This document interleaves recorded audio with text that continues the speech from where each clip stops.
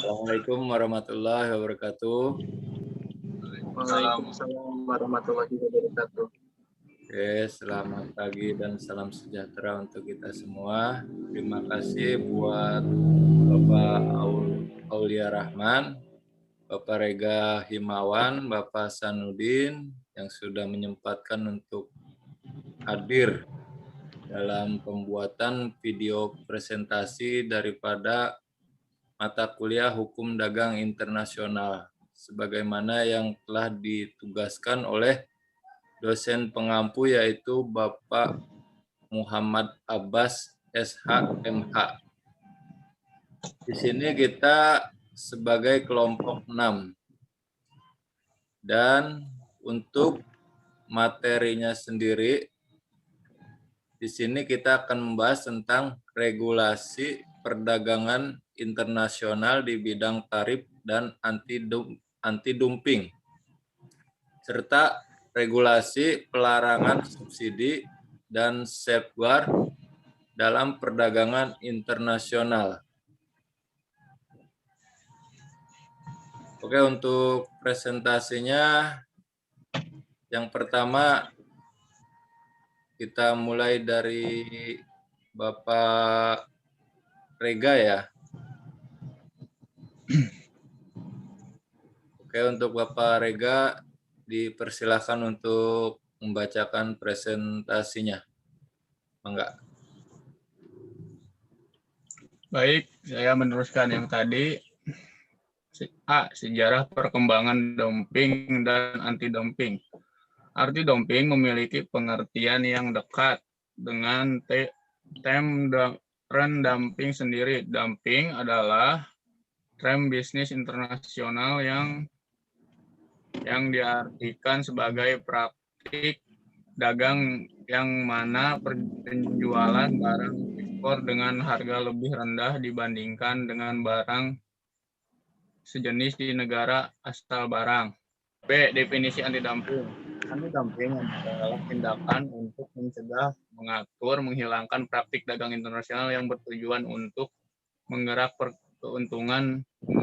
keuntungan dari suatu negara dalam kurung importir. C. Regulasi anti-dumping Indonesia. Sebagai salah satu negara yang aktif melakukan perdagangan internasional, Indonesia menyadari bahwa praktik dumping dapat merugikan perekonomian dalam negeri. Oleh sebab itulah Indonesia merancang beberapa perangkat hukum yang dapat kebijakan anti-dumping. Baik, selanjutnya akan dilanjutkan oleh Saudara Aulia Rahman Antariksa. Baik, saya akan membacakan poin yang kedua. Praktik dumping dapat dilihat dari segi dampak terhadap konsumen dan industri dalam negeri pengimpor. Dumping yang bersifat perampasan dalam kurung predatory dumping.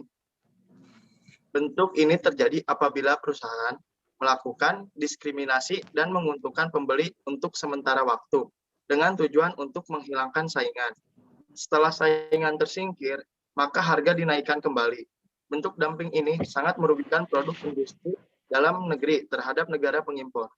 Hukum internasional yang mengatur hubungan dagang antar negara terkandung dalam dokumen General Agreement of Trade atau disingkat GATT yang ditandatangani negara-negara tahun 1947 dan mulai diberlakukan sejak tahun 1948. Dari waktu ke waktu, ketentuan General Agreement on Tariffs and Trade ini disempurnakan lewat berbagai putaran perundingan. Terakhir lewat perundingan putaran Uruguay tahun 1986 hingga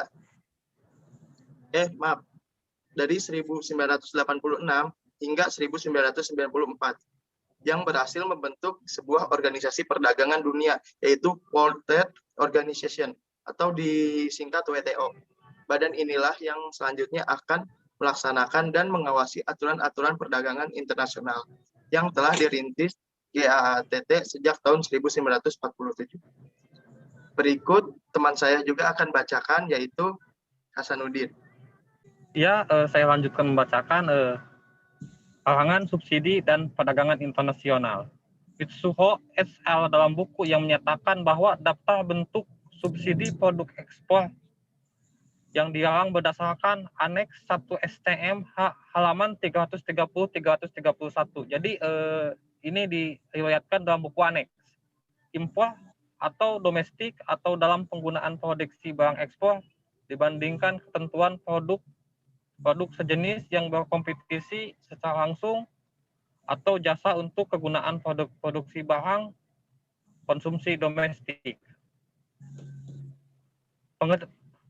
Pengecualian pengurangan dan penangguhan pajak-pajak langsung atau biaya kesejahteraan sosial yang berhubungan dengan ekspor. Pengurangan biaya-biaya importir melebihi yang dibebankan pada input yang diimpor dikonsumsi dalam produksi ekspor. Pemberian program penjamin, ekspor kredit, atau asuransi oleh pemerintah atau lembaga khusus yang dikontrol oleh pemerintah. Hibah atau grant kredit ekspor oleh pemerintah atau lembaga khusus yang dikendalikan oleh atau bertindak di bawah wewenang pemerintah dengan harga di bawah yang sebenarnya yang harus mereka bayar untuk dana yang digunakan. Dan untuk selanjutnya kita diskusi ringan aja dulu ya. Jadi istilahnya teman-teman itu ngerti nggak apa itu dumping ya? Singkatnya gitu loh. Dumping itu apa sih gitu loh. Kenapa ada istilah dumping dalam perdagangan internasional? Jadi siapa yang mau memberikan tanggapan nih? Yang teman-teman pahami gitu loh istilah dumping itu apa sih gitu? Nah, kalau menurut saya pribadi, dumping itu adalah suatu sistem sendiri untuk mungkin ya, untuk mengambil keuntungan di perusahaan dengan nilai jual di luar negeri. Nah, sedangkan dumping itu sendiri kan artinya termasuk sistem menurut saya.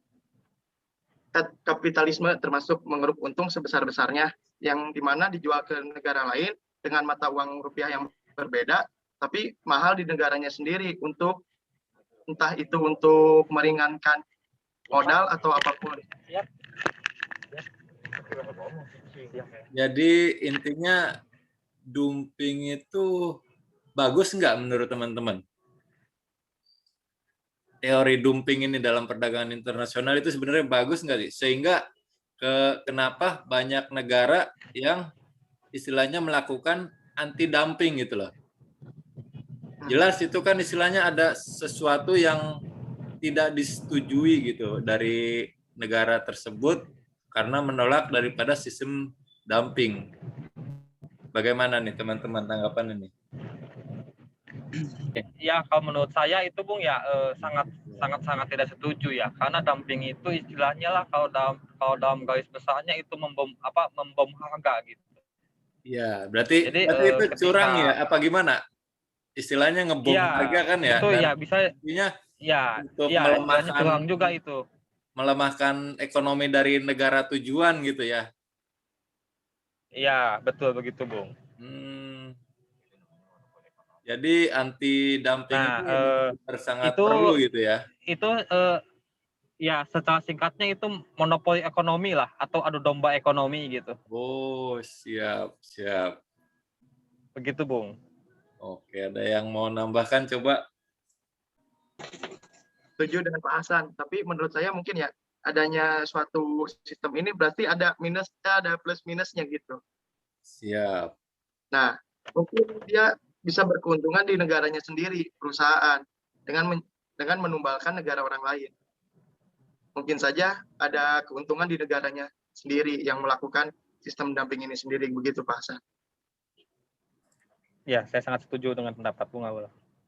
Oke, gimana untuk Bung Rega gimana? Pak Rega ini gimana nih tanggapannya nih? Setuju buat Bung Hasan. Mungkin banyak plus minusnya dalam dumping tersebut, sehingga banyak negara yang melarang dumping tersebut.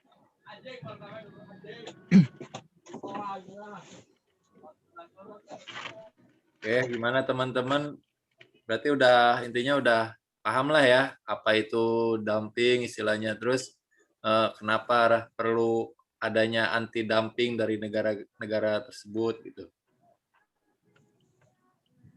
Iya, Bung. Saya udah agak sedikit paham, tapi saya juga nih udah nggak sabar pengen diskusi dengan Bapak dosen yang sangat kita hormati kan.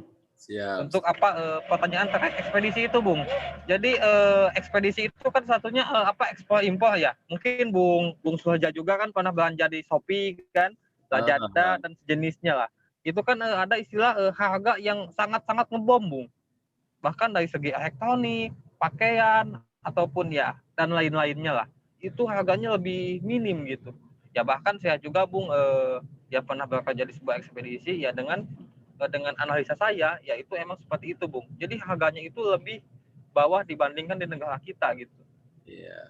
Bahkan Ya, sifatnya itu menggunakan jasa asuransi juga, Bung.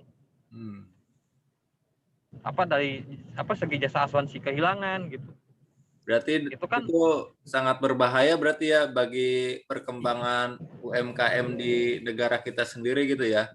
Karena mungkin betul, dari Bung. produk dari luar gitu lebih murah gitu ya dibandingkan dengan produk-produk yang ada di negeri kita gitu ya. Ya, betul, Bung. Itu yang pertama, Bung. Dan yang kedua saya terkait asuransi, Bung. Asuransi, oke.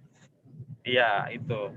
Ya mungkin untuk lebih jelasnya nanti kita, Bung, kita diskusikan bareng-bareng dengan Bapak dosen yang sangat kita hormati, Bung.